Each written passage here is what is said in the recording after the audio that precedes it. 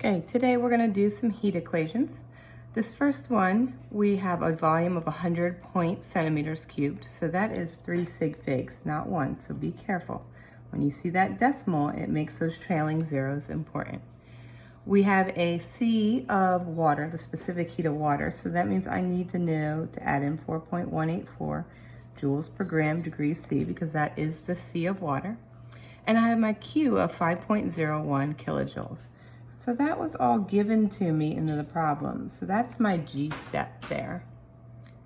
And then my unknown was T, delta T. So I'm not having to find temperature final minus temperature initial, just delta T. So even though that there are two things there, they count as one variable. Because remember, delta just means change. My equation, Q equals MC delta T. Okay, and now I get to substitute solve sig figs. And when I try to substitute, I have a problem because my Q is in kilojoules, but my C is in joules, which means before I go any further, I need to convert that. So I know 1 kilojoule is equal to 1,000 joules, which means if I move my decimal place over 3 to the right, 5010 joules. Okay.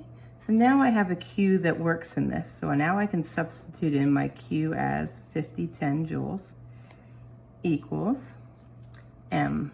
Oh, I don't have an M at all. I got to do a secondary equation.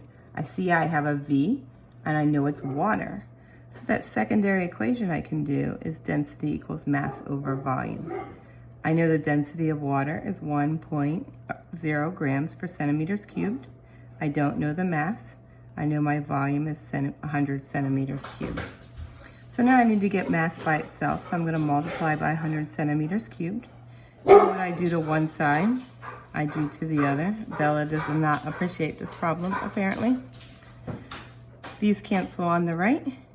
The centimeters cubed cancels on the left.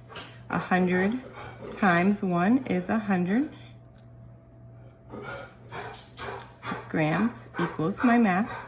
And it's 100 dots, because remember, we only use the sig figs in what we started with, not in the middle of the problem. So 100 grams equals our mass. So that can now be substituted in over here. Grams, I see 4.184 joules per gram degree C, and delta T stays delta T. So now I have 5010 joules equals, the grams cancel because there's one in the numerator and one in the denominator. 4.184 times 100 is 418.4 joules over degrees C times delta T. Okay. And now that degree C there, I know I'm going to get that answer in when I solve for temperature, but I still have to move it over to the other side. So degree C is on the bottom, so I put it on the top to multiply. Now I have 5010 joules times degree C equals 4.18.4 joules. Those degrees C now canceled, times delta T. And now I have to get delta T by itself, so I'm going to divide by 418.4 joules. And what I do to one side, I do to the other.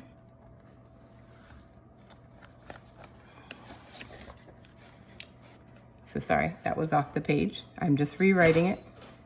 510 joules times degree C equals 418.4 joules times delta T. And then I divided both sides by 4.184 joules. The right side cancels and leaves me with delta T. The left side, the joules cancels. And I'm left with delta or degree C for the units.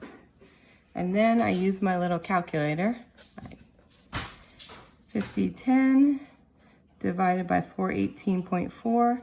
The calculator answer is 11.974187. I always go further than I have to, and that's degree C. And then I go back and figure out sig figs. I started the problem with the volume, which we converted to grams, has 3 sig figs. And the joules has 3 sig figs. So my answer is going to be in 3 sig figs. 1, 2, 3, round up.